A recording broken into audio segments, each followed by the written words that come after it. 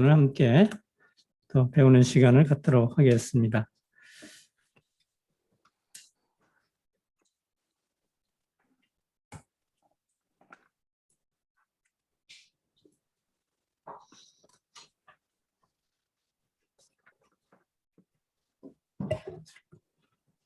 네. 야곱과에서에 대한 부분은 변대기 분류를 보게 될 때 BC 한 2100년에서 BC 2000년 사이의 시간으로 예상이 됩니다. 참조로 보시면 될 것 같고요. 네, 오늘 과에서는 약속을 이루어 가시는 그 하나님의 신실하심과 거기에 대해서 이삭의 후손인 야곱과의 이야기를 주로 다루고 있는데요. 중요 논점들을 좀 보면은 이삭과 리브가의 결혼, 그리고 에서는 하나님의 약속을 소홀히 취급한 사람, 그리고 야곱은 하나님의 약속을 귀하게 여겼던 사람으로 이제 더 생각해 보게 되고요. 또 야곱의 꿈을 통해서 하나님께서 이제 구세주를 보내실 계획을 이제 설명하시는 장면을 또 보게 됩니다. 그리고 떠났던 야곱의 회복은 약 20여 년 정도의 시간이 걸리게 되죠. 짧은 시간이 아니었어요. 오늘 주로 다룰 말씀은 창세기 24장, 25장 19절에서 34절, 그리고 27장에서 36장. 범위로 봐선 상당히 넓게 됩니다. 참조하시고 보시기를 바랍니다.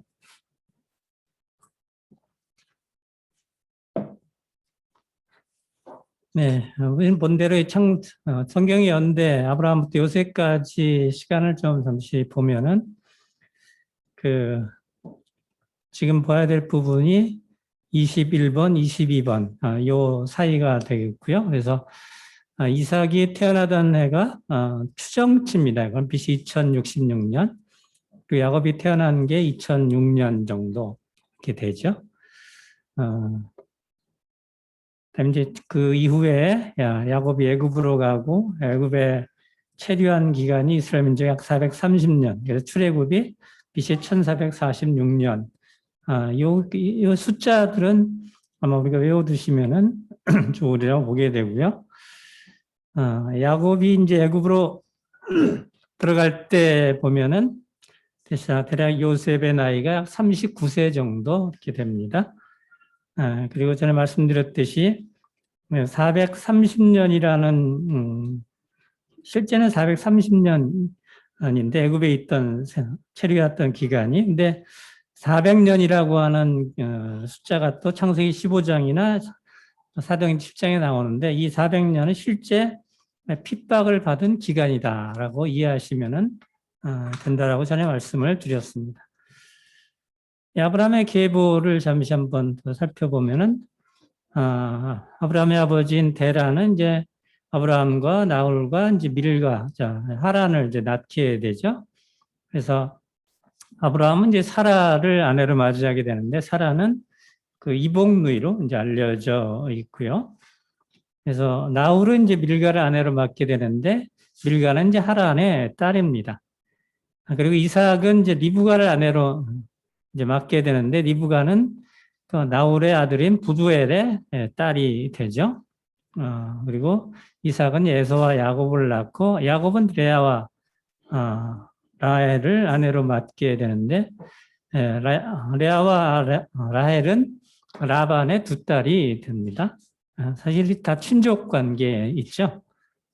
그리고 레아는 6 아들을 낳게 되고 그다음에 실바를 통해서 2 아들, 또 라헬은 요셉과 베냐민을 낳고 비라를 통해서 단과 납달리를 낳고 야곱이 비록 레아를 통해서 많은 아들을 낳았지만 야곱이 생각했던 아내는 항상 라헬이었다는 것을 또 저희는 보게 됩니다. 그리고 요셉은 이제 아스나앗을 통해서 므낫세와 이제 에브라임을 낳게 되는데 여기서 노란색 표시가 이스라엘의 유업을 받은 12지파로 되어 있습니다. 그다음에 에서는 이제 아말렉 외에 이제 13족장을 낳게 되는데 아브라함에게는 또 다른 아들 이스마엘이 있었죠. 그래서 이스마엘은 아랍 족속의 조상이 됐고 에서는 이제 에돔 족속의 조상이 됩니다. 네, 이삭과 이제 리브가의 결혼 얘기가 창세기 24장에 나오는데, 이제 아브라함이 나이가 많았어요. 그때 한 약 140세 정도 되죠. 이삭이 이제 40세에 결혼했으니까 140 정도로 예상이 됩니다. 그다음에 이삭을 위해서 혼인을 준비하게 되고, 이미 그때 아브라함의 아내 사라는 127세에 먼저 세상을 떠나게 됩니다. 그러니까 떠나고 나서 한 3, 4년 이후의 일이라고 보시면 될 겁니다. 그래서 그 늙은 종에게 이제 그 특별한 명령을 하게 되는데, 그는 이제 가나안 족속의 딸 중에서 아내를 택하지 말고 내 고향 내 족속이라고 이렇게 표현해 주고 있습니다.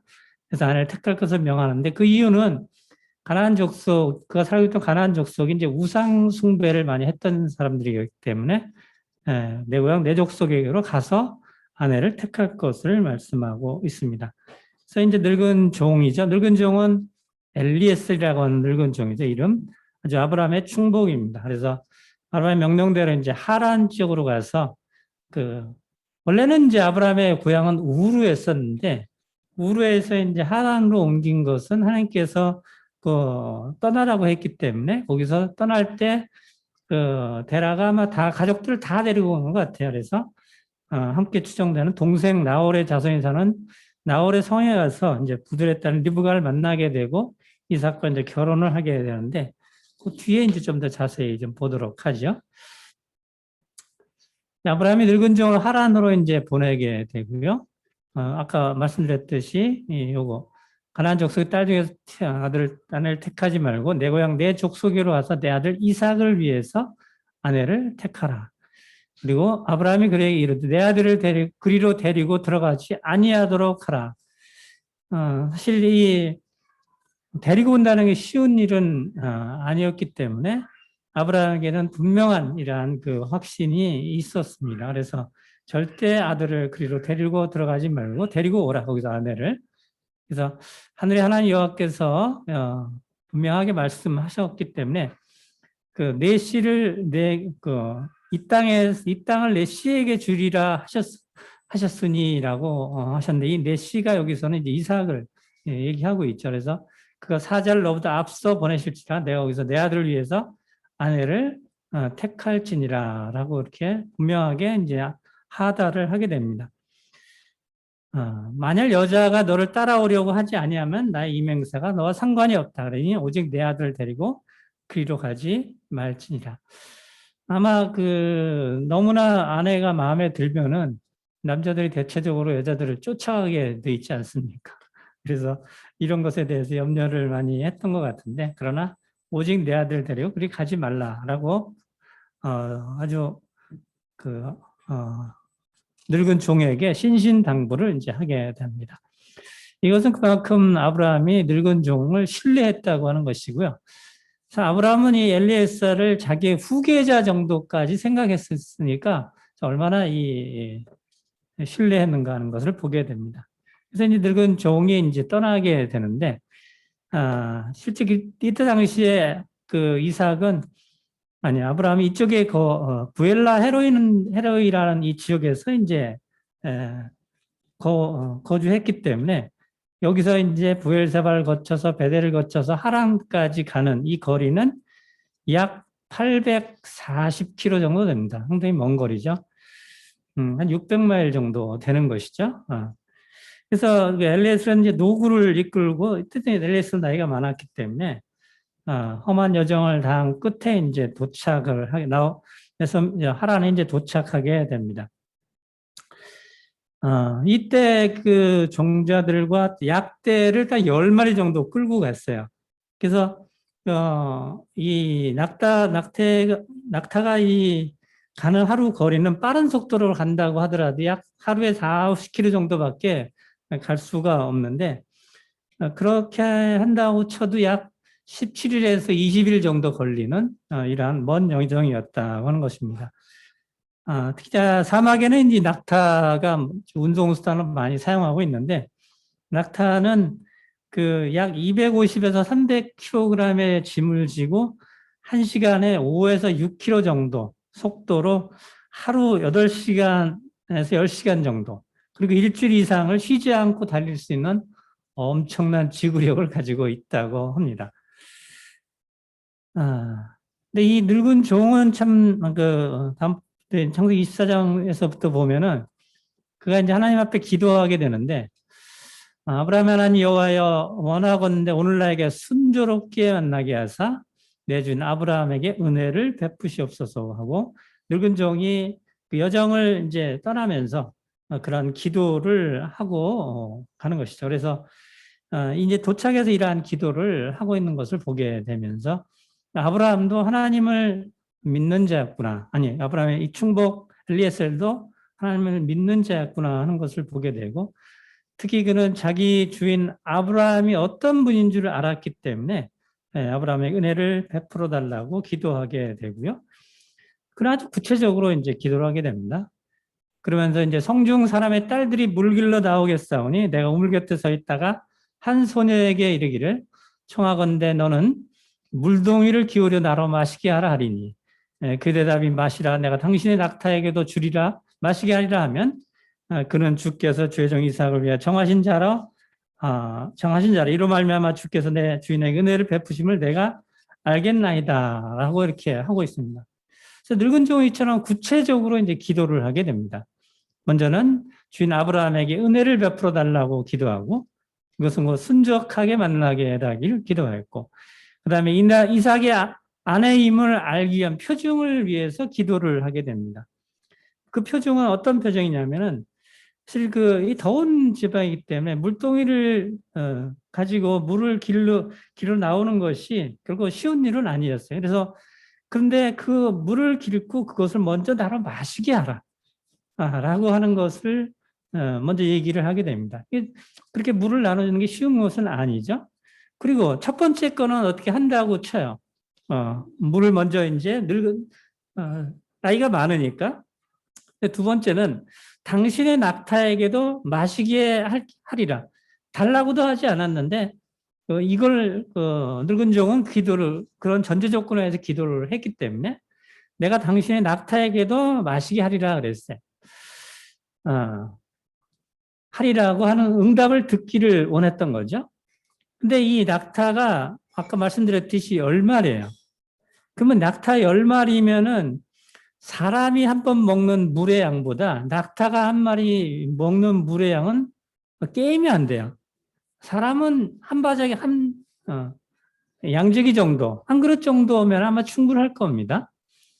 근데 낙타는 한 마리가 한 번에 마시는 물의 양을 혹시 성도님들 추측을 하실 수 있나요?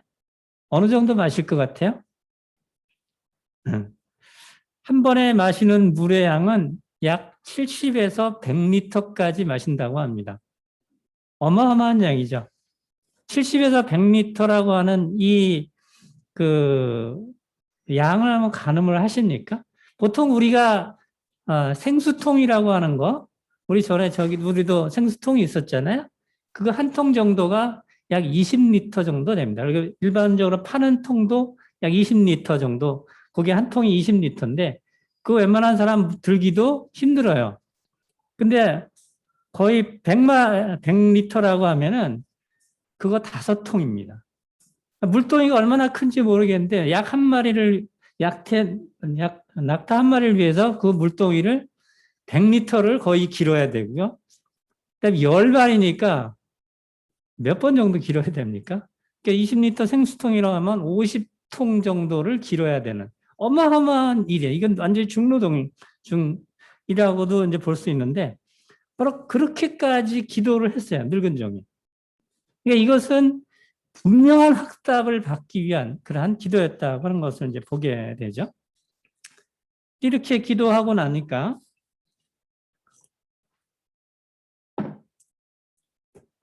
다음에 이러한 기도하고 나서 기도를 마치기도 전에 이제 리브가 물동이를 메고 나옵니다. 그러면서 자기 기도한 대로 물동이를 조금 기울여서 내게 마시게 하라 그랬더니 그가 이르되 내 주여 마시소서 하며 급히 그 물동이를 손에 내려 마시게 하고 마시게 다 하기를 다 하고 이르되 당신의 낙타를 위해서도 물을 길어 그것들도 배불리 마시게 하리이다 그랬어요. 그래서 물동이를 이제 구에 묶고 다시 달려가서 이제 우물 달려가서 모든 낙타를 위해서 깃는지라 그랬어요. 여기서 낙타를 위해서 배불리 마시게 한다 그랬어요. 그럼 아까 제가 얼마 정도 먹는다 그랬어요? 거의 한 100리터를 먹는 거예요.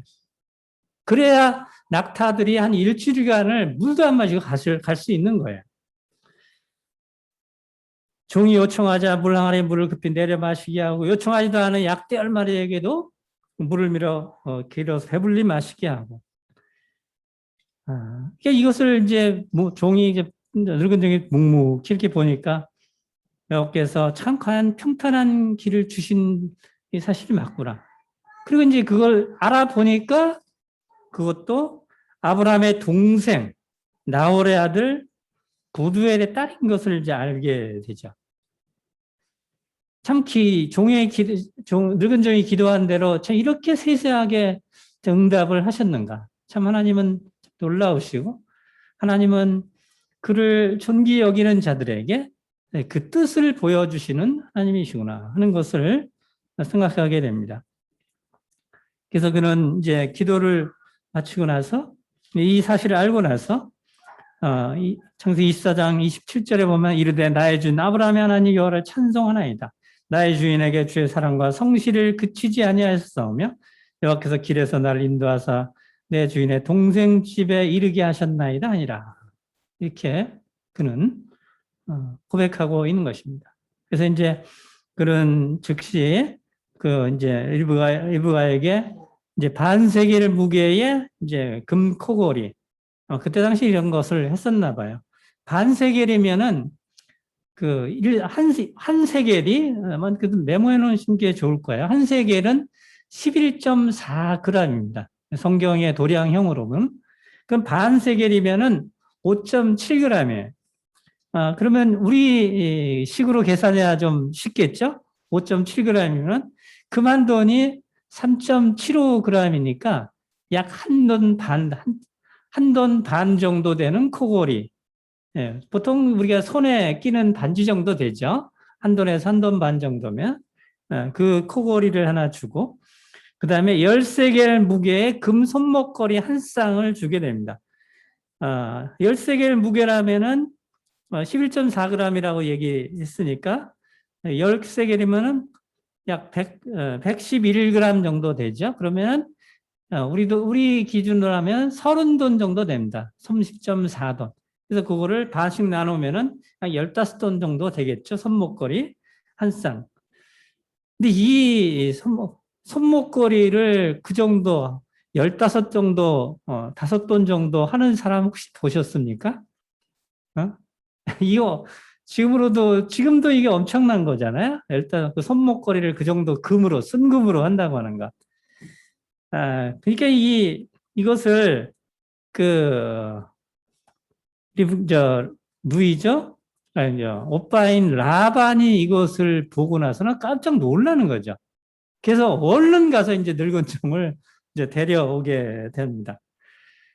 그러면서 이제 그가 이제 늙은 종이 나홀의 집에 가서 이제 나홀의 아들은 부두엘이죠. 부두엘의 집에 가서 그간의 모든 경위와 자기가 기도한 것에 대해서 하나님께서 세밀하게 응답한 것을 얘기하게 되자 이제 부두엘이 이렇게 얘기를 합니다. 이 창세기 24장 50절에 있는데요. 한번 찾아보시면 도움이 될 겁니다. 50절은 라반과 부두엘이 대답하여 이르되 이 일이 여호와께로 말미암았으니 우리는 가부를 말할 수 없느니라. 리브가가 당신 앞에 있으니 데리고 가서 당신의 명령대로 그를 당신의 주인의 아들의 아내가 되게 하라 그랬어요. 이걸 통해서 그들도 하나님을 믿는 자라고 하는 것을 알 수가 있는 것이죠. 이 모든 되어진 일을 보게 될 때 이 일이 여호와께로 말미암았다고 하는 것을 그들도 인정할 수밖에 없었다고 하는 것입니다. 그래서 늙은 종은 이것을 아마 오래 있다 보면은 다른 어떤 일이 생길 수 있을지 장담할 수 없기 때문에 바로 이튿날 리브가를 데리고 돌아가겠다라고 하고, 한때 부모 입장에서는 참 바로 당일 하루 만에 데려간다는 게 어이가 없잖아요. 그래서 한 열흘은 있게 하는 게 좋겠다 그랬지만, 그러나 그 리브가의 의견을 따라 물어보니까 리브가가 바로 따라가겠다고 승낙해서 이제 데리고 가게 됩니다. 아마 어떤 다른 이방인이었으면 이렇게 안 했을 텐데 나홀이 자기 나홀의 아들이고 부두엘이, 그리고 그 아브라함은 자기들 보면 이제 그 삼촌이 백부가 되잖아요. 그러다 보니까 승낙하지 않았나 이렇게 여겨지게 됩니다. 그래서 결국 이제 엘리에셀이 그 리브가를 데리고 와서 이제 이삭을 만나는 장면이 창세기 24장 63절 이하에서 나오게 됩니다. 그래서 이제 이삭이 저물 때 들에 나가서 묵상하다가 멀리 보니까 낙타떼를 보게 되죠. 그래서 리브가 눈을 들어서 이삭을 바라보고 낙타에서 내려 이제 종에게 말하게 되죠. 우리에게 마주오는 사람이 누구냐? 종이를 내 주인이니이다. 그러니까 이때 리브가가 이삭을 보고 이렇게 얘기하는 겁니다. 그래서 리브가가 너울을 가지고 자기 얼굴을 가리는 이런 모습을 보여주게 됩니다. 그래서 결국 이삭은 리브가를 아내로 맞아들이고 이제 그의 어머니 사라의 장막으로 들이면서 그를 아내로 삼고 사랑하게 되는데, 이삭이 이제 그 어머니를 장례한 후에 이삭을 통해 리브가를 통해서 위로를 얻었더라라고 67절에서 기록하고 있습니다. 그래서 이삭과 이 리브가의 이 결혼을 통해서 참 우리도 요즘에도 젊은 사람들이 참 어떻게 기도해야 되는가 하는 것을 잘 보여주고 있는 신뢰라고 이렇게 보여지게 됩니다. 그저 어쩌다 만나가지고 결혼한 것이 아니라 이러한 기도의 응답 가운데 만나게 하셨다는 것을 보게 되죠. 이제 이 이삭에서 이제 에서와 야곱이 이제 출생하는 장면이 이 창세기 25장에서 나오게 됩니다. 그래서 하나님께서는 이제 이삭을 통해서 이제 오실 구세주 약속을 이루시게 되는데요. 하나님께서 이제 이삭의 목숨을 모리아 산에 살려주셨잖아요. 그리고 아브라함에게 이제 이삭을 통해서 많은 후손이 있을 것을 약속하셨는데, 여기에는 이제 장차 오실 후손 구세주도 이제 그 가운데 포함이 되어 있게 됩니다. 그래서 이삭은 이제 에서와 야곱을 이제 출생하게 했는데, 야곱이 이제 에서의 발꿈치를 붙잡고 이제 태어나는 장면을 보게 됩니다. 이제 창세기 25장에서 보게 되면은 이삭이 이제 그 아내가 임신하지 못함으로 인해서 하나님 여호와께 간구하게 됐고, 이제 그 아내 리브가가 이제 그의 간구를 들으셔서 임신하기를 하게 됩니다. 근데 그 아들들이 이제 그 태 속에서 서로 싸우게 되죠. 그래서 이럴 때 내가 어찌할까 하고 리브가가 여호와께 여쭈게 되는데, 23절에서 여호와께서 그에게 이르시되 두 국민이 내 태중에 있구나. 두 민족이 내 복중에서부터 나누리라. 이 족속이 저 족속보다 강하겠고 큰 자가 어린 자를 섬기리라 하셨더라라고 창세기 25장 21절로 23절에서 기록하고 있습니다. 이삭이 40세에 결혼하고 아이를 갖기까지 약 20년의 세월이 이제 흐르게 됩니다. 아브라함과 사라처럼 하나님께서 아들을 허락하실 때까지 기다리면서 이제 특별한 기도 제목으로 삼아야 했고요. 그리고 복중에서부터 이제 어린 자를 택하신 하나님의 선택에 대해서 의문을 가질 수는 있겠지만, 사실 저희는 하나님께서 하시면은 그렇게 하시는 것이죠.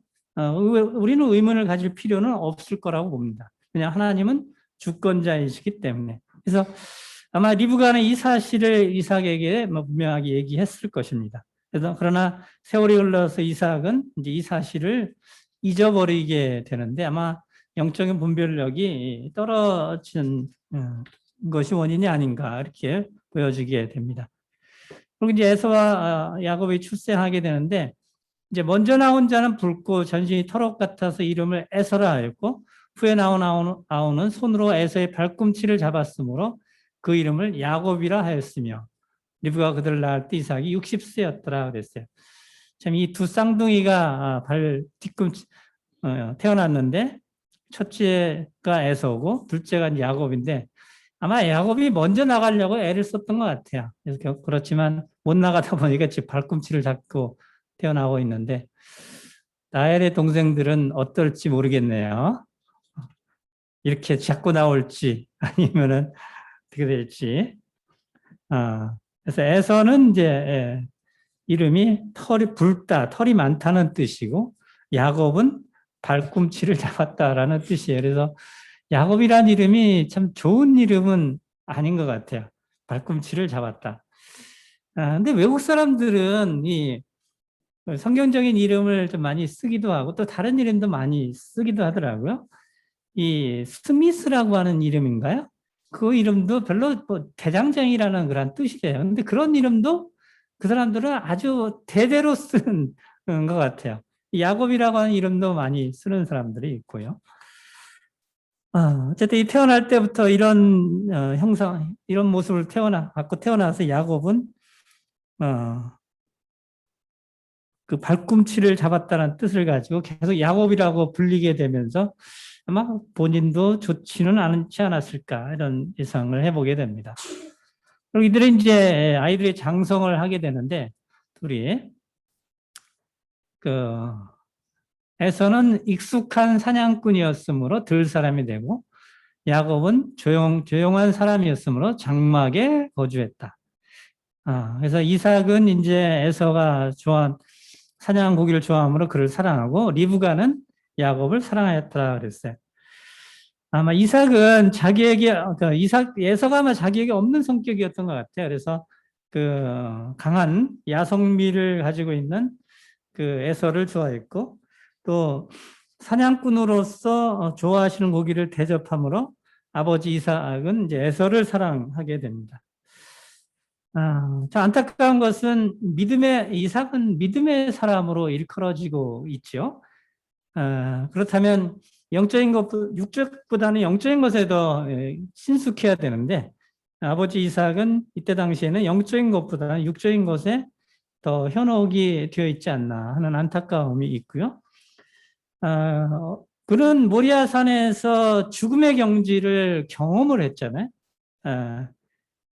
그리고 쌍둥이들이 태어나기도 전에 큰 자에서는 어린 자 야곱을 섬기라고 하나님의 말씀을 비록 리브가에게 했지만 리브가는 이 사실을 남편한 이삭에게 분명히 얘기했을 겁니다. 하지만 이 하나님의 말씀을 듣고도 장자권을 이제 에서에게 주려고 하는 어리석은 편애를 하고 있었다는 것이 참 안타까운 부분 중에 하나입니다. 그러다 보니까 반면에 이제 리브가는 좀 남성적인 성격을 가지고 있었던 것을 보게 됩니다. 그냥 그 물동이를 연약한 여자의 몸으로 물동이를 그 100리터 되는 그러니까 20리터짜리 한 50개 정도를 물을 기른다고 생각해 보세요. 여기 있는 자매님 중에 누가 그것을 할 수 있을까? 근데 그러니 약간 남성적인 성격을 가지고 있는 리브가잖아요. 그러다 보니까 야곱은 좀 내성적이고 가정적이고 조용한 야곱을 좋아하지 않았나 이렇게 보게 됩니다. 그래서 리브가는 소심하고 약한 야곱을 끼고 돌았고 이삭은 에서를 이제 끼고 돌았고 그래서 이 부모님들의 편애가 아이들에게 사실 두 형제 불화로 이어지는 것을 보게 됩니다. 그래서 이 부모님들이 아이들을 편애는 항상 문제를 일으킨다는 것을 기억하시고 편애하지 마시기를 바랍니다. 그리고 이제 이 둘은 자라면서 야곱에게는 항상 이 장자에 대한 미련이 있었던 것 같아요. 그래서 이제 창세기 25장을 가면은 팥죽 사건 나오게 되는데요. 이제 들에서 이제 사냥을 하고 온 에서가 이제 우리말로 이제 팥죽인데 이 사람들이 먹는 거는 약간 좀 다른 스타일이겠죠. 어쨌든 붉은 죽이라 그랬으니까 우리가 쉽게 이야기하면 팥죽이라고 하면 좋을 것 같습니다. 배가 막 고픈 상황이죠. 이 사냥이 쉽지는 않잖아요. 육체의 힘을 많이 쏟아야 되니까. 근데 야곱이 이 팥죽을 만들고 있으니까 이것을 자기 좀 달라고 하니까 아마 야곱은 계속 이 장자에 대한 미련이 있었던 것 같아요. 그래서 장자의 명분을 오늘 내게 팔면은 이걸 주겠다라고 얘기를 하게 되죠. 그래서 이제 에서는 내가 죽게 되었는데 이 장자의 명분이 내게 무엇이 유익하냐? 그래서 무조건 달라 그랬고, 야곱은 그래서 그럼 오늘 내가 맹세해라. 그럼 주겠다. 그러니까 맹세하고 장자의 명분을 야곱에게 팔게 됩니다. 이 일에 대해서 야곱이 떡과 팥죽을 에서에게 주며 에서가 먹으며 마시고 일어나 나갔으니 에서가 장자의 명분을 가볍게 여겼더라 그랬어요. 에서는 이제 이런 것을 통해서 하나님이 약속하신 것보다는 세상을 더 중요하게 여기고 자신을 더 소중히 생각하는 그러한 사람 중에 하나가 아닌가 이렇게 보게 됩니다. 사실 이 남자들이 허기를 못 참는다고 얘기를 하더라고요. 여자들은 좀 참는데 남자들은. 그래서 전에 누가 얘기하죠. 남편은 밥을 굶기지 말아라. 그리고 가끔 내버려 두라. 라고 얘기를 하는 경우를 보게 되는데 남편들이 배고프면 다들 짜증이 난다고 그러더라고요. 근데 이 허기가 몹시 지면은 사람이 눈에 보이는 게 사실 없어요. 그래서 아마 이 에서는 너무나 사냥을 열심히 하지 않았나 이렇게 보게 됩니다. 그래서 그만큼 육체의 힘을 소모한 후에 허기를 대단히 참기가 어려웠기 때문에 당장 눈앞에 있는 이 떡과 팥죽이 무엇보다 그는 소중했다고 이렇게 생각이 됩니다. 그러니까 에서는 이제 뛰어난 사냥꾼이었기 때문에 들에서 이제 대부분의 시간을 이제 보내게 되는 것이죠. 사실 이 유능한 사냥꾼, 익숙한 사냥꾼이라고 하는 것이 사람들 눈에는 보기 좋을 것 같아요. 근데 우리는 이걸 통해서 전에 봤었던 초기에 봤었던 한 사람을 이제 기억을 하실 수 있을런지 모르겠네요. 그때 특이한 사냥꾼이 한번 나왔었죠. 누구였나요? 바벨탑을 건설했다고 믿는 주동에서 건설했다고 믿는 사람, 니므롯이라고 하는 사람을 기억하게 되죠. 그는 아주 특이한 사냥꾼이었어요. 그도 유능한 사냥꾼인데 니므롯은 하나님을 대적하는 자였잖아요. 그걸 봐서 그는 완전 육신적인 사람이었다는 걸 보게 되는데 에서도 영적인 일에 대한 관심보다는 육적인 일에 더 관심을 가진 자가 아니었나 이렇게 보여주게 되고요. 이 일에 대해서 이제 히브리서 11장에서는 이렇게 기록하고 있어요. 혹 한 그릇 식물을 위해서 장자의 명분을 판 에서와 같이 망령된 자가 있을까 두려워하라. 너희 아는 바와 같이 저가 그 후에 축복을 기업으로 받으려고 눈물을 흘리며 구하되 버림바가 되어 회개할 기회를 얻지 못하였느니라 그랬어요. 하나님이 모든 것을 다 미리 아시고 계셨다는 것을 참 보게 됩니다. 이와 반면에 이제 야곱은 하나님의 약속을 믿고 소중히 여긴 자였음을 보게 되고요. 에서와 달리 야곱에게는 아브라함 같은 믿음이 있었고, 그럼 비록 양과 학치를 치며 조용히 살고 있었지만, 야곱은 이제 자기가 하나님 죄인이라고 하는 것을 인정한 사람이었고, 구원자를 기대하고 있었어요.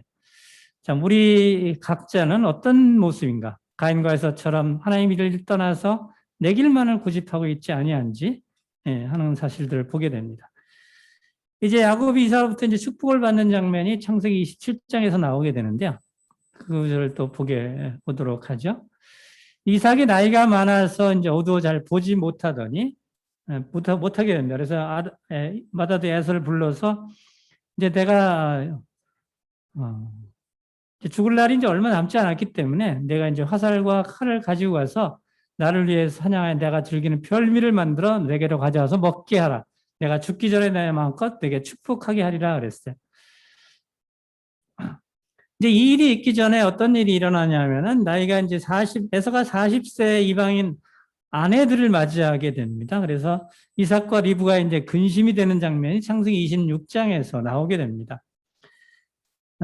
그리고 이제 야곱이 도망자 신세가 돼서 떠날 때가 약 76세이므로 근데 이때 이삭의 나이는 약 136세 정도가 됩니다. 물론 그 이후에 이삭은 더 많이 한 40여 년을 더 살아서 180세에 죽게 되는데요. 근데 이미 그 리브가에게 큰 자가 어린 자를 섬기리라고 창세기 25장에서 말씀하셨기 때문에 리브가에게 말씀하신 하나님의 말씀을 이삭이 일부러 잃어버렸는지 아니면은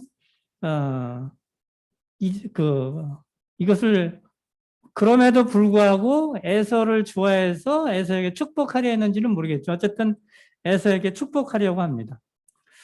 근데 이게 눈이 어두워졌다고 하는 이 부분을 보면은 아마 이때 이삭은 영적인 분별력이 많이 떨어지지 않았나 이렇게 보여지게 되고요.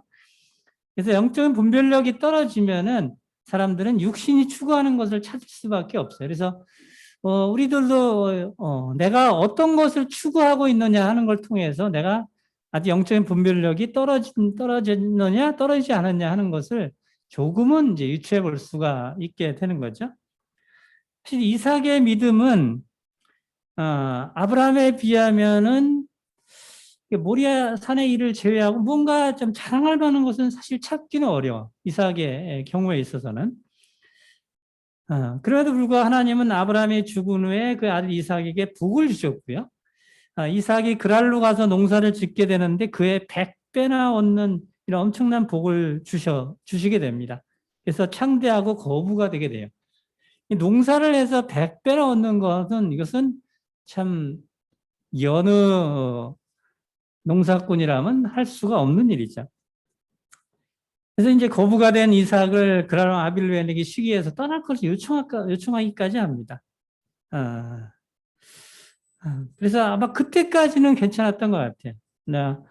이때 136세 정도가 되면서 분별력이 떨어지지 않았나 이렇게 보게 됩니다. 근데 이제 이삭이 이제 이런 것을 이제 이삭의 에서에게 말할 때 이제 리브가가 이 사실을 듣게 됩니다. 그래서 에서가 이제 나가게 되자 이제 리브가가 어떤 일을 꾸미게 되는데 리브가는 하나님께서 말씀하신 것을 항상 기억하고 있었다는 거죠. 그래서 하나님의 이름 반드시 하나님께서 이루시기 때문에 이 일을 어떻게 이루어 가시는가를 이제 리브가는 보기를 원했지만은 이 이삭이 에서를 축복하려고 하는 것을 듣고는 뭔가 잘못 돌아간다는 것을 이제 느끼게 됩니다. 그래서 이것을 바로잡기 위해서 계획을 세우게 됩니다. 아마도 리브가는 전에 야곱에게 장차 장자권이 너에게 있다 하는 것을 얘기했었을 수도 있어요. 바로 그렇기 때문에 야곱이 에서한테 파축 사건으로 장자권을 팔라 이렇게 하지 않았는가. 그리고 또 이 장자권에 대한 그 어떤 소유욕을 계속 가지고 있었고,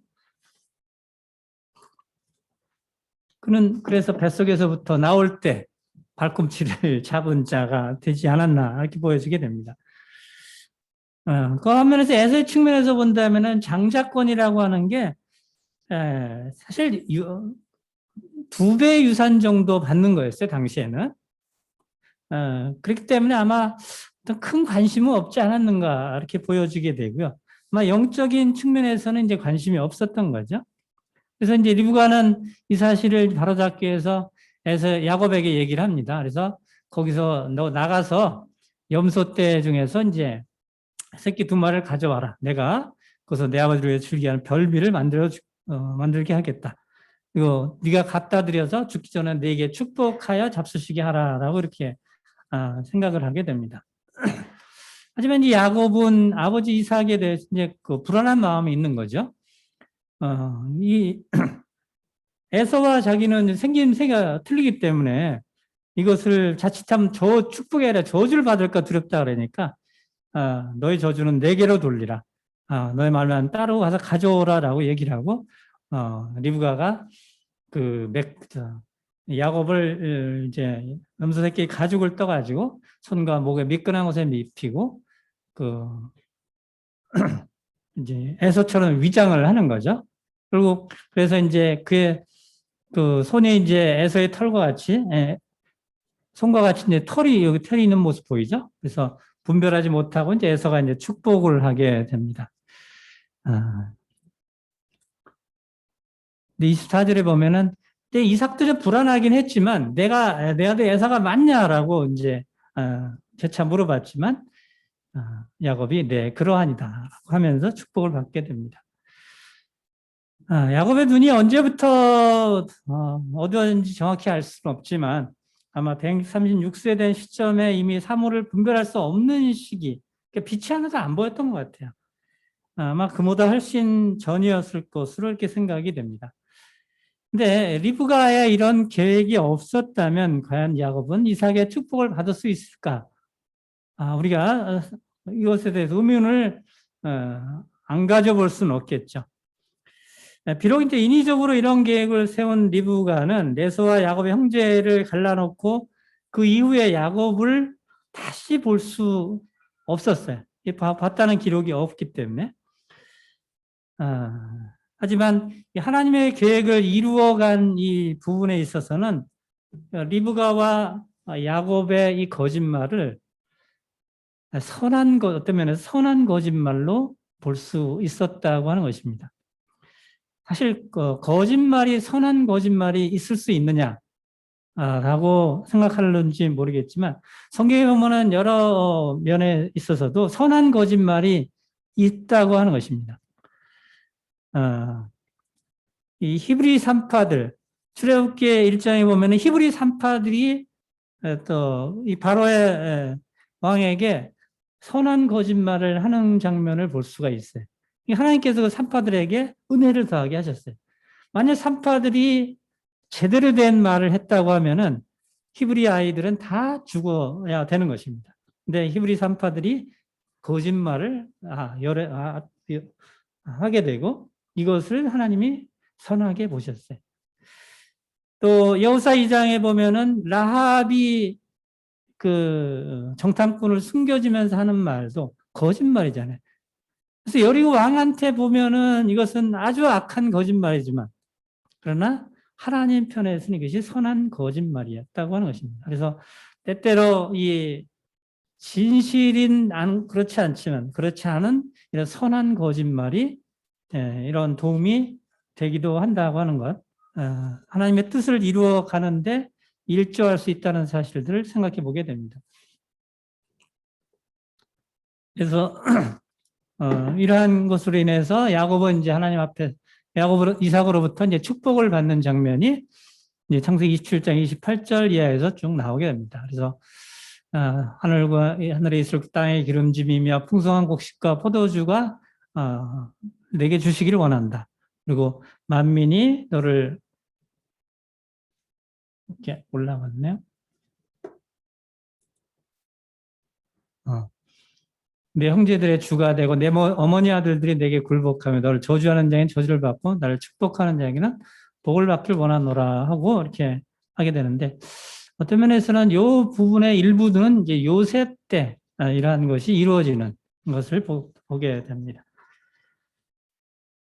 그래서 이제 이 에서는 바로 이삭으로부터 축복을 받지 못하고 하다 보니까 이제 에서가 이것을 뒤늦게 후회하고 야곱에 대한 증오가 있게 됩니다. 그래서 에서가 이제 사냥한 고기를 가지고 와서 이삭에게 들어가지 이삭은 자신 야곱에게 속은 줄 알고 아주 심히 크게 떨었다라고 기록하고 있는데 이 심히 크게 떨며라는 이 단어는 큰 떨림으로 아주 극심하게 떨었다 하는 이 표현입니다. 그럼 그렇다면 이삭이 왜 이것을 이 심히 크게 떨었을까? 첫 번째는 이유가 자신이 야곱과 리브가에게 속았기 때문에 이런 큰 떨림이 그에게 있었을 것이다. 두 번째는 에서에게 할 축복을 야곱에게 잘못했기 때문에 떨었겠다. 세 번째는 하나님이 그를 판단하셨다는 것과 또 하나님 뜻을 무시하심으로써 엄청난 위험과 혼란을 초래했다는 것을 이삭이 깨달았기 때문에 이삭이 크게 떨었다. 성도님들은 어느 것이 맞을 것 같습니까? 제 분별은 하나님이 이삭을 판단하셨다. 분명히 큰 자가 어린 자를 섬기리라고 한 이 부분이 이삭이 모를 리 없었다는 것입니다. 그래서 그 뜻을 무시했기 때문에 하나님께서 이 리브가와 야곱의 선한 거짓말을 통해서 결국 이삭이 야곱을 축복하도록 했다는 이 사실에 대해서 그가 참 하나님은 놀라우신 분이구나 하는 것을 알게 되니까 자기의 무지함을 깨닫고 나니까 힘이 떨 수밖에 없었다고 하는 것을 보게 됩니다. 에서도 야곱이 축복을 가로챘다는 것에 대해서 자신이 장자권을 판 것에 대해서 엄청 후회했을 것이지만 이것은 육신적 필요를 채우기 위해서 스스로 자초한 것임을 그가 알았어야 되는 것이죠. 에서가 자기에게 축복해달라고 2번 간청했지만 거절당하게 됩니다. 이번에 대해서 아까 히브리 12장 16절 말씀, 6절 7절, 16절 7절 말씀은 무명한 자와 한 그릇 식물을 위해서 장자의 문고를 판 에서와 같이 너의 망령한 자가 있을까? 없도록 살피라 그랬어요. 여기 일자가 빠졌네요. 결국 이 일로 인해서 에서가 이제 야곱을 죽이려 하자 야곱이 하나로 피신을 갈 수밖에 없죠. 이 피신을 간 야곱은 이제 20년이라는 세월을 돌아오지를 못하게 되고 어머니인 리브가를 만나지를 못하게 됩니다. 그는 도망가면서 그 이제 베델에서 그 어떤 꿈을 꾸게 되죠. 창세기 28장 10절 이하에서 베델에서 이제 꿈이 이제 사닥다리가 내려오는 꿈이죠. 하늘에 대한 사닥다리 꿀을 보여주고 그에 사시는 하나님이 내게 누워있는 이 땅을 너와 내 자손에게 주려 하는 이 꿈을 꾸게 됩니다. 내가 너와 함께 있어 이 땅으로 돌아오게 하리라는 이러한 놀라운 이제 꿈을 꾸게 되는데, 길에서 이제 하나님의 야곱에게 이러한 꿈을 통해 이제 계시하시게 됩니다. 당시에는 이 성경에 여러 군데 있지만 꿈으로도 이제 말씀하셨지만 이제는 지금은 우리 성경을 통해서 이들에게 이제 말씀하시는 부분을 이제 보게 됩니다. 그래서 이러한 계획을 이제 야곱에게 보여주시게 되고, 그래서 그가 이제 하란으로 이제 떠나게 되는 장면이 쭉 여기 1번이 쭉 해서 이제 하란으로 이제 떠나게 됩니다. 이 당시 이제 부엘세바에서 있었기 때문에 여기서부터 떠나서 베델에 이르고 여기서 베델에서 이제 꿈을 꾸게 되죠. 그리고 베델은 그 전에는 이제 루스였었는데 여기서 베델이라고 하는 이름이 생기게 되고 하나님의 집이라는 뜻이죠. 그래서 에브라임이 이제 처음에 가나안 땅에 와서 이 베델 근처에서 단을 쌓은 장면이 창세기 12장 8절 이하에서 나오게 됩니다. 하란까지 이제 가게 됩니다. 그리고 야곱이 그곳에서 이제 잠을 잤던 베개를 이제 야곱 그 돌베개라는 것을 이제 보게 되는데, 이걸 사람들이 이 야곱의 베개라는 이것을 또 어떻게 또 찾아가지고 하는데, 사실 이 야곱의 베개라 불리는 거는 이제 스쿤의 돌이란 그러니까 스톤 오브 스쿤이라고 하는 것인데, 이거를 이제 야곱의 베개로 이제 사람들이 이제 부른다고 합니다. 이거는 이제 사실 스쿤 땅에서는 이제 스쿤의 돌이라는 게 이제 정식 명칭이라고 합니다. 그러니까 스코틀랜드 이제 퍼스에서 가까운 스쿤 스톤에서 왕의 대관식 때마다 이제 금관과 보금을 들고 이 바위에 서약을 한 지성소 같은 역사적인 바위라고 하는데요. 이것을 이 스쿤의 돌을 이제 야곱의 베개라고 부르는 것이 좀 아이러니해요. 그것은 이유가 영국 황실이 유다왕 후손이라는 설을 주장하는 어떤 유대계 영국인들이 이스라엘 민족이 광야 생활 이후 이제 사라진 10부족의 한 부족이 이 야곱의 베개를 영국에 가져왔다고 주장하기 때문이다. 이렇게 얘기를 합니다. 그래서 이 다드미트로도 약간 크대요. 보잘것없다고 하는 돌인데 이것이 1296년에 영국왕 에드워드 1세가 이제 스코틀랜드를 침공해서 그 나라의 정통성을 말살하기 위해서 웨스트민스터 사원에 이제 가져왔다고 합니다. 하지만 왕은 그 이후에 이제 왕이 스코틀랜드의 상징인 이 돌을 자신의 의자 밑에 깔고 앉았어요. 앉았는데 이것은 무시하기 위해서죠. 근데 이제 약탈해가 후 700년이 지난 1996년에 영국의 대처 수상이 역사적인 용단으로 인해서 스쿠네 돌을 에든버러상 성에 스코틀랜드죠. 무사히 이제 다시 돌려주게 되고요. 그래서 에든버러스 성인 앤드루 성인의 날인 11월 30일에 영국 앤드루 왕자의 호송 아래 왕의 금강과 보검과 공식적으로 함께 돌아왔다 하는 얘기가 있습니다. 참조하시면 될 거 좋을 것 같고요. 이제 야곱이 이제 하란에 도착한 이후의 얘기를 좀 빨리 진행을 해야 되겠네요. 야곱이 이제 하란에 도착을 하게 되는데 이때가 나에게 약 76세 정도 됐다고 얘기를 했어요. 그러면서 라헬을 처음에 만나게 되죠. 라헬이 참 이쁘게 생겼나요? 그래서 만나자마자 이제 야곱은 라헬을 레아보다 더 사랑하게 됩니다. 그래서 거기서 라헬을 위해서 자기가 7년 동안 봉사하겠다라고 얘기를 하게 되죠. 근데 7년 동안 봉사하면서도 그는 이 7년을 며칠같이 여길 정도로 험뻑 빠진 거죠. 예, 이 눈이 맞으면은 이렇게 되는 것은 다 인지상정일 겁니다. 하지만 여기서 이제 라반의 계략에 따라서 7년 후에서 라헬을 위해서 7년을 이제 하고 나서 라헬을 맞이하게 되는데 라반은 그 누인 레아를 먼저 주게 되죠. 그리고 네 동생 또 그 동생 라헬을 줄 테니까 7년을 또 봉사해라 이렇게 얘기를 합니다. 그래서 결국 레아와 라헬을 위해서 그러니까 라헬만을 위해서 어떻게 보면 14년이죠. 그리고 나머지 6년 동안 이제 또 집에 돌아갈 때 뭘 갖고 가기 위해서 이제 하는데 총 20년을 라반의 집에 머무르게 됩니다. 그리고 이제 야곱이 돌아가기 위해서 라반과 이제 품삯을 이제 정하게 되는데, 야곱이 이제 라헬이 요셉을 낳은 후에 이제 야곱이 돌아가고자 하는 마음을 가지게 되는 것이죠. 이때가 한 14년 정도 경과하지가 않았나 이렇게 보게 됩니다. 그래서 라반이 야곱에게 품삯을 정하라고 하고 이제 더 머물게 하는데, 그러면서 한 6년 정도 더 머물게 되죠. 이때 이제 야곱이 얼룩, 염소, 얼룩이랑 검정양을 자기 것으로 정하게 되는데, 하나님의 특별한 도우심으로 야곱이 많은 가축을 가지게 됩니다. 근데 이제 야곱이 자기 것으로 생각한 이 얼룩진 염소, 점 있는 염소, 이걸 이제 성경은 아롱진 거라고 나왔죠. 양도 이제 얼룩진 거, 아롱진 양, 점 있는 양, 검은 양 그런데 이 값어치로 따지면은 사실 별 볼 일 없는 것들이야. 라반의 양보다는. 라반의 양은 하얀 양이에요. 하얀 양. 그리고 염소도 흑염소. 흑염소 가치들 다 아시잖아요. 또 양털도 하얀 양털이 가치가 있어요? 아니면은 검은 양털이 가치가 있어요?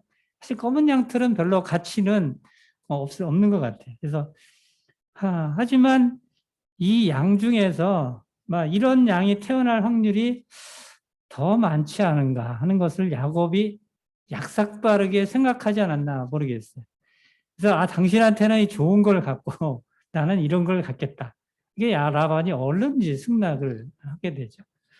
그래서 결국 이제 하게 되지만 하나님의 도우심으로 말미암아서 야곱이 많은 가축을 갖게 됨으로 인해서 이제 라반의 아들들이 막 시기해져. 그래서 이제 결국 돌아가려고 하는 마음을 갖게 되고 야곱이 거기서 이제 도망을 치게 됩니다. 창세기 31장 이하에서 이제 도망을 치게 되는데, 그때 이제 여호와께서 야곱에게 이르시되 내 조상의 땅 내 족속에 돌아가라. 내가 너와 함께 있으라 하신지라. 13절에서 나는 베델 하나님이라 내가 거기서 기름을 붓고 거기서 내게 서원하였으니 지금 일어나 이것을 떠나서 내 출생지로 돌아가라 하셨느니라 그랬어요. 그래서 이 떠날 때 이제 자기 아내들한테 다 얘기를 하고 품삯도 10번이나 이제 바뀌었다. 변역을 했다 그러죠. 참 라반이 변덕이 많은 사람이었어요. 야곱이 많은 꾀를 가지고 있었지만 라반도 그에 못지 않았던 것 같아요. 그래서 야곱을 철저히 어떤 면에서 이제 부려먹게 되죠. 그래서 이제 이것을 떠나라고 했기 때문에 그것을 이제 떠나게 되죠. 그리고 이제 중간에 라반이 이것을 알고 오지만은 하나님께서 그것을 막으셔서 라반과의 더 이상 다툼이 없게 하시면서 떠나게 됩니다. 그리고 이제 야곱은 야복강에서 이제 에서를 만나기 전에 야복강에서 에서에게 먼저 야복강을 건너기 전에 에서에게 먼저 예물을 보내놓고 그리고 이제 그 다음에 밤에 혼자서 다른 가족은 모두 건너가게 하고 밤이 새도록 혼자 어떤 씨름을 이제 하게 됩니다. 이 씨름이 어떤 씨름인지는 명확히 알 수는 없어요. 그래서 어떤 사람은 아마 그가 야곱이 에서를 만나면서 어떤 일이 있을지 알지 못하기 때문에 에서가 야곱을 죽이려고 했었잖아요. 20년 전에.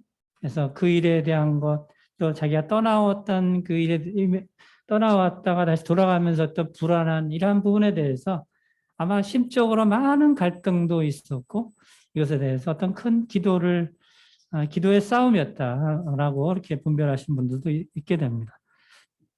그래서 어쨌든 이 싸움에서 그는 야곱이라고 하는 이름 대신 이스라엘이라고 하는 이름을 얻게 됩니다. 어쨌든 그는 그 환도뼈를 침을 당해서 그는 절뚝발이가 됐어요. 그래서 패배한 것 같지만 그러나 그때부터 그는 야곱이라는 이름 대신 이스라엘로 불리웠다고 하는 것입니다. 그 전까지는 야곱이라고 하는 발꿈치를 잡았다는 이름이 그에게 족쇄처럼 따라다녔지만 이제는 하나님과 겨루어 이겼다는 이스라엘이라고 하는 이름은 놀라운 이름이잖아요. 그래서 그 새롭게 야곱이 다시 태어난 날이 아니었나 이렇게 보여지게 됩니다. 그래서 야곱이 간절한 싸움을 통해서 이란 이름을 이제 얻게 되죠. 그리고 그 이후에 이제 하나님께서는 에서를 이제 만나게 하시는데, 잠언 16절에 보면은 사람의 행위가 여러를 기쁘시게 하면 그 사람의 원수라도 그와 더불어 화목하게 하시느니라 그랬어요. 그래서 그 원수 같던 에서와도 화목하게 하시고 그는 참 에서를 만나는데 굉장히 두려워했어요. 그래서 그 때도 나눠서 라헬은 맨 뒤로 보냈어요. 레아의 우선 레아와 그 라헬의 종의 자식들부터 먼저 보내고 라헬은 맨 뒤에 보내고 요셉은요. 그래서 야곱이 몸을 7번 굽히면서 에서에게 나아갑니다. 어떻게 보면 에서랑 야곱은 서로 쌍둥이니까 동갑이잖아요. 그리고 동갑끼리 뭐 이렇게 몸을 7번씩 막 굽히면서 그렇게 상전대화도 탈 수 있겠어요? 안 하잖아요, 보통. 근데 그만큼 에서를 두려워했었다는 것을 보게 되지만, 그러나 에서가 이 모든 일을 또 용서하게 됩니다. 그래서 후에 이제 에서가 당일에 이제 세일로 돌아가게 되죠. 그래서 에서가 야곱 내가 돌아가지만 너한테선 사람을 남겨놓겠다 하지만 야곱은 극구 사양을 합니다. 나중에 세일로 가서 주라고 얘기를 하죠, 에서를. 그리 형을 뵙겠다 하지만 나중에 세일로 또 안 돌아가죠. 그래서 이제 결국 어떤 아람에서 돌아오게 되는데 이 기도가 약간 좀 잘못됐어요. 그래서 오늘 보시면서 필요하면 좀 수정을 좀 하시면 좋겠어요. 바단 아람을 떠나서 이제 미스바라고 하는 데는 라반과 화해하는 이 지역이 미스바고요. 거기서 하나님의 군대장관 마하나임을 만나고 거기서 이 숫곳이 아니라 바로 이 분이엘 쪽으로 갑니다. 분이엘. 여기 해서가 형이 만날 준비를 이제 하고 한 이후에 이제 분이엘에서 야복강 천사와 씨름을 하고요. 그 다음에 이제 야복강을 건너서 이제 에서와 이제 헤어지게 됩니다. 그 다음에 숫곳으로 다시 향해서 거기서 거하게 되는데 이 부분이 다시 야복강을 건넜는지는 모르겠어요. 근데 이 야복강이 사실 이 우기 때만 생기는 그 강이라고 합니다. 길이는 상당히 좀 긴데 우기 때는 아주 급류가 심하다고 합니다. 보통 때는 우기가 아니면은 주로 말라 있는 이러한 강이 야복강이라고 합니다. 그리고 거기서 에서와 헤어지고 이제 숫곳에 가서 거하게 되는데 여기서 어떤 분은 한 1, 2년 정도 여기서 이제 우리간을 저었어요. 아마 야곱이 왜 여기서 머물렀는지 자세히 나오진 않고 설명하고 있지는 않지만 창세기 3장에 보시면은 야곱이 이제 숫곳에 이르러 자기를 위해서 집을 짓고 가축을 위해서 우릿간을 지었으므로 그랬어요. 그래서 여기서 숫곳에서 얼마간 머물다가 이제 세겜으로 이제 가게 됩니다. 그래서 세겜에서 약 한 7, 8년을 이제 거주하게 됩니다. 그래서 결국 바단 아람에서 나와서 세겜까지 가서 정착하는 기간이 약 10년 정도로 전 계산해 보니까 그 정도 되는 것 같아요. 그러나서 이제 세겜에서 어떤 사건이 일어났나요?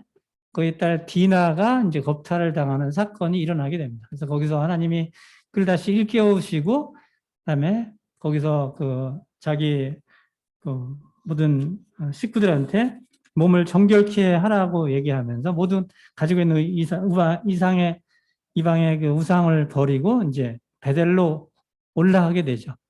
그래서 그가 돌아가는 기간이 돼서 여기서 베델로 가고 베델에서 이제 헤브론까지 가게 되는데 이 베델로 돌아가기까지가 거의 한 30년 정도 됩니다. 30년 정도. 그러니까 그는 이제 헤브론으로 돌아오게 될 때 약 106세 정도 되고요. 그래서 참 30년 만에 귀향이 얼마나 참 안타까운 부분이었나. 바로 자기의 꾀에 의해서 이러한 일들을 겪지 않았나 이렇게 보게 됩니다. 이삭의 이제 계보를 보면은 야곱을 통해서 이렇게 아까 봤던 이 계보, 그다음에 에서를 통해서 또 열세 족장을 또 하게 됩니다. 그래서 특히 이삭을 보면 그런 많은 후손을 낳은 것을 보게 됩니다. 마무리하지면은 이제 이삭과 리브가의 결혼은 우리들에게 좋은 본보기가 되고 있다. 우리가 이것을 좀 잊지 않는 것이 좋을 것 같고, 그다음에 하나님의 약속은 참 주권적이고 하나님의 약속은 반드시 이루어지고 약속에 대한 하나님의 도우심과 그 보호자심은 그분이 끝까지 책임을 지신다. 그래서 이걸 통해서 우리의 삶도 그분이 주관하시고 지키시는 분이심을 우리가 기억하게 됩니다. 다음 시간에는 우리가 요셉에 대한 부분을 또 살펴보도록 하겠습니다. 이 부분은 다음 주 두 번째 수요일 날 시간에 하도록 하겠습니다. 기도하겠습니다.